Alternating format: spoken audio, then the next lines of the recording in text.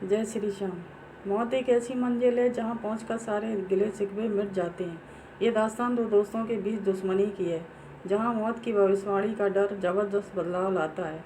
अजय और विजय दोनों के बीच बचपन से गहरी दोस्ती थी। दोनों की दोस्ती व्यापारिक साझेदारी तक पहुंच चुकी थी। विजय अक्सर अपने काम में लापरवाही करता था, लेकिन अजय उसकी हरकतों को नज़रअंदाज करता रहता। एक दिन जब पानी सर से ऊपर हो गया तो अजय ने विजय से कहा, यदि तुम्हें व्यापार में लापरवाही करनी है तो हमें अलग हो जाना चाहिए। यह व्यापार केवल मेरा नहीं है, इसलिए यह केवल मेरी जिम्मेदारी नहीं। विजय को अजय की बात इतनी बुरी लगी कि उसने व्यापार को अलग अलग करने की बात मान ली।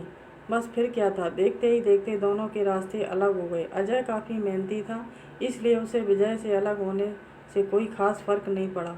वहीं दूसरी ओर विजय की ज़िंदगी बदतर होने लगी। अजय के बिना वह व्यापार चलाने में असमर्थ था। बहुत जल्द उसका एहसास विजय को हो गया। कुछ ही सालों में अजय की मेहनत ने असर दिखाना शुरू किया और उसका व्यापार दोगुनी तेज़ी से बढ़ने लगा, जिसका पता चलते ही विजय के कलेजे में सांप लौटने लगे। वह मन ही मन ईर्ष्या भाव से जलने लगा। उस अजय की तरक्की देखकर घुटन होने लगी। तभी उसने तय किया कि वह अपने दोस्त को जान से मार देगा। विजय अपने दिल में प्रतिशोध की आग जलाकर जैसे ही अजय की कंपनी में पहुंचा तो उसे पता चला कि अजय कहीं बाहर गया है। उसी कंपनी में विजय की नज़र एक बुजुर्ग मुलाजिम पर पड़ी, जो शुरुआती दौर से ही कंपनी में कार्य कर रहे थे, लेकिन व्यापारिक बंटवारे के दौरान उन्होंने अजय के साथ काम करना सही समझा। विजय उनके पास पहुंचकर धमकी भरे अंदाज में अजय कुमार को मारने की बात कहता है। विजय के बात सुनकर बुजुर्ग कर्मचारी हंसने लगते हैं। उन्हें हंसते देख विजय को ताज्जुब होता है। वह उनके हंसने की वजह पूछता है। तभी बुजुर्ग कर्मचारी अजय की मौत की भविष्यवाणी करते हुए कहते हैं कि साहब तो 6 महीने में अपने आप बीमारी से मरने वाले हैं, फिर आप उन्हें मारकर जेल क्यों जाना चाहते हो। कर्मचारी की बात सुनते ही विजय के पैरों तले जमीन खिसक गई। उसे अपने फैसले से घृणा होने लगी। उसे यकीन ही नहीं हुआ कि उसका दोस्त इतनी जल्दी दुनिया से चला जाएगा। अजय की मौत की खबर ने विजय को गुस्सा शांत कर दिया। वह अपनी नम आंखों से बुजुर्ग व्यक्ति से हाथ जोड़कर माफ़ी मांगते हुए कहता है कि अजय को मेरे बारे में मत बताना, उसे दुख होगा। और इतना कहते ही विजय वहाँ से वापस आ जाता है। रह रहकर विजय को अजय की चिंता सताने लगती है, लेकिन दोनों के बीच पैदा हुए मतभेद हर बार उसे अजय के पास जाने से रोक लेते हैं। धीरे धीरे विजय अजय के प्रति सहानुभूति रखने लगता है। उसे अजय की पुरानी बातें याद आने लगती हैं। उसे लगता है कि अजय के मरने से पहले उसे अपने बचपन के दोस्त से एक बार ज़रूर मिलना चाहिए। और अगले ही दिन वह उनसे मिलने उसके घर पहुंचता है। विजय को अपने सामने देखकर अजय खुश हो जाता है और उसे बैठने को कहता है। अजय के सामान्य बर्ताव को देखकर विजय सोच में पड़ जाता है।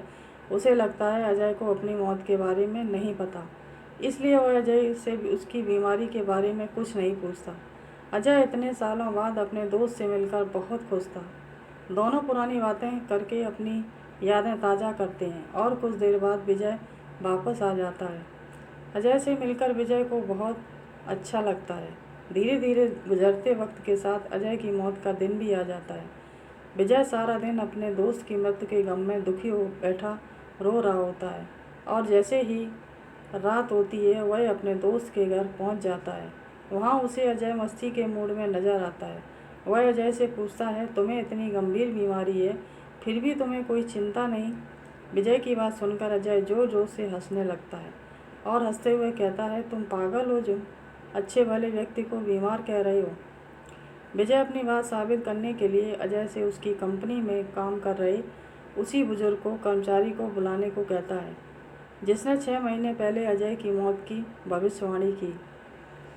जैसे ही अजय को पूरा माजरा पता चला, उसने तुरंत उसी बुजुर्ग कर्मचारी को अपने घर बुलाया। उनके आते ही विजय उन्हें डांटने लगा, लेकिन बुजुर्ग कर्मचारी जैसे ही अजय की मृत्यु की सच्चाई बताता है, विजय पानी पानी हो जाता है। बुजुर्ग व्यक्ति दोनों के सामने हाथ जोड़कर विनम्रता से कहता है, मेरे द्वारा की गई मौत की भविष्यवाणी झूठी थी।